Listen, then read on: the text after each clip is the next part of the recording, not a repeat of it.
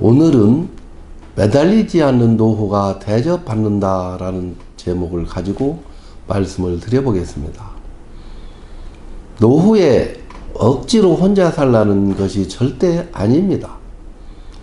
우리가 혼자서도 잘 살 수 있는 능력을 키워보자는 것입니다.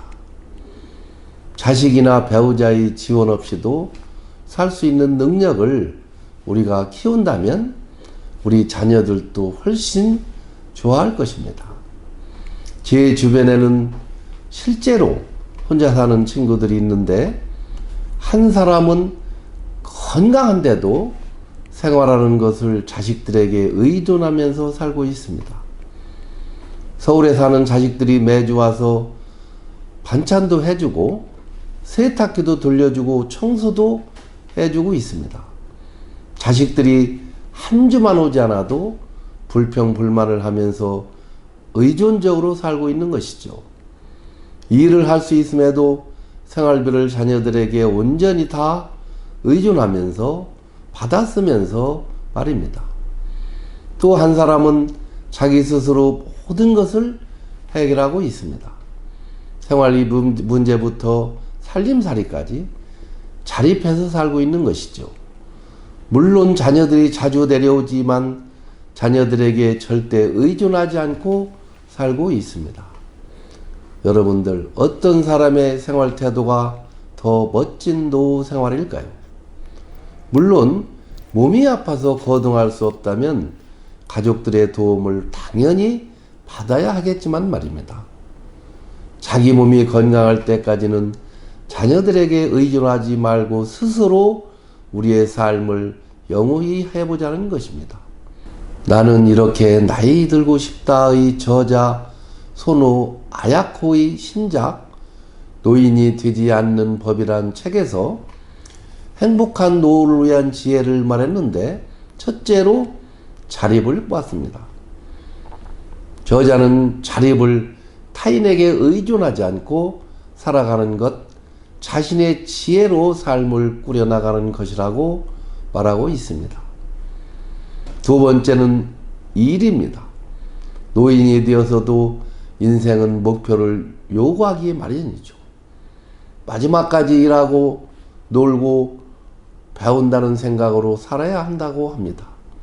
요리, 청소, 세탁 같은 일상의 일은 누구에게 미루지 말고 가능한 직접 하는 것이 좋다고 말합니다. 나의 권위에 기대지도 말고 어떤 도움을 받을 수 있을까 보다 무엇을 해줄 수 있을지를 생각하며 사는 것이 노후를 행복하게 만드는 방법이라고 저도 생각합니다. 저자는 책을 통해 받는 사람보다 주는 사람이 되면 행복해진다라고 말합니다. 베풀 수 있는 노후를 위해 끊임없이 배우고 일할 수 있도록 준비해야겠습니다. 세 번째는 관계입니다. 첫 번째, 자립과 통하는 말일 수 있는데요. 배우자나 자녀에게 얽매이지 않을 때 관계가 더 지속되고 행복한 노후를 보낼 수 있는 관계가 형성된다는 것입니다. 예의는 젊은 세대만 갖춰야 하는 게 아니죠. 배우자나 자식에게도 매너를 지켜야 한다고 합니다. 주변 사람들에게도 예의를 갖춰 대하는 것이 좋습니다.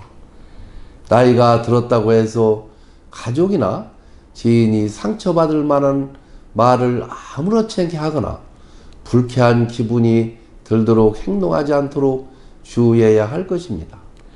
특히 자녀에게는 일방적인 도움을 강요하지 않는 것이 중요하다고 저는 봅니다.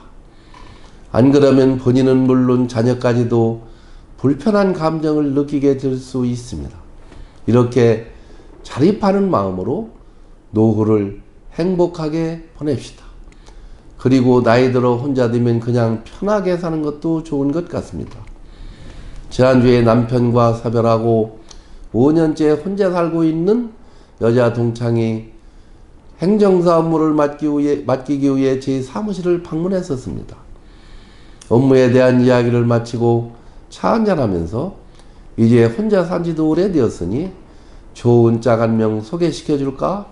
라고 말했더니 머리를 절레절레 내두르면서 싫다고 하였습니다. 혼자 사니 이렇게 편한 것을 이 나이에 남편 밥 해주면서 무슨 영화를 보겠다고 재혼을 하느냐고 하면서 자기는 혼자 사는 게 너무 편하다고 이대로가 좋다고 말했습니다. 먹고 싶으면 먹고 자고 싶으면 눕고 밖에 나가고 싶으면 나가고 여행하고 싶으면 훌쩍 떠날 수 있는 자유가 있어서 좋고 조금 외로운 것 같으면 친구 만나서 수다 떨고 배우고 싶은 것 있으면 배우고 생활비 떨어지면 알바를 해서 채우고 혼자 사는 게 너무 좋다고 하였습니다. 주변에 남편하고 함께 사는 사람들은 아직도 통제받으며 삼시세끼 밥 차려주면서 사는 친구들도 있는데 행복지수가 자기가 훨씬 높다고 말하였습니다. 나는 그 친구에게 그 말을 들으니 공감이 갔습니다. 부부가 함께 사는 사람이 억지로 이혼하라는 얘기는 절대 아니고 이미 혼자가 되었다면 제 친구처럼 자유롭게 행복을 만들어가면서 사는 것도 괜찮겠다 하는 생각을 가졌습니다. 그리고 부부가 함께 살아도 혼자 살 수 있는 능력을 키워가면서 혼자 즐기는 방법도 배워놓는 것이 필요하다, 저는 그렇게 보는 것이지요. 이시영 박사의 신인류가 몰려온다는 책을 보면 100세 시대의 행복한 노후의 조건은 경제적 자립과 할 일이 있는 것, 그리고 재미있는 삶으로 바쁘게 지내는 것이라고 하였습니다. 경제적 자립뿐만 아니라 모든 면에서 자립정신으로 행복한 노후를 보냅시다. 오늘 또 제가 쓴 시 한 편을 낭송해드리고 영상을 마치겠습니다. 이런 사람이 되자 황선만, 이런 사람이 되자 하지 말라 가르침 10마디보다 잘했다 칭찬하는 말 한마디가 재능을 개발하고 사람을 만드는데 얼마나 큰 힘이 되는지 아는 사람.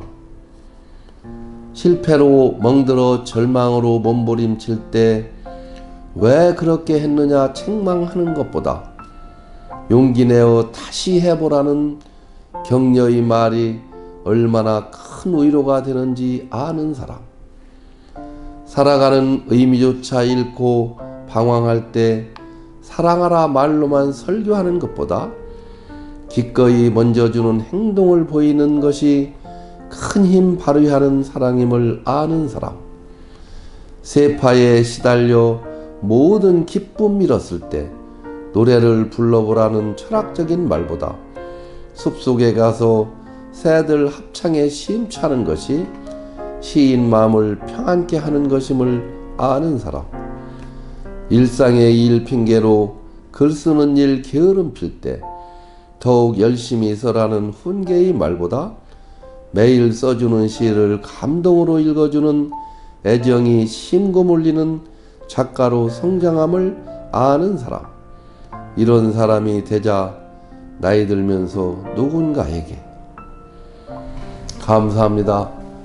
오늘도 제 영상을 시청하시는 여러분들께 진심으로 감사하다는 말씀을 드리면서 오늘도 좋아요와 구독과 댓글을 많이 달아주시는 여러분들께 진심 어린 고맙다는 말씀을 드립니다. 감사합니다.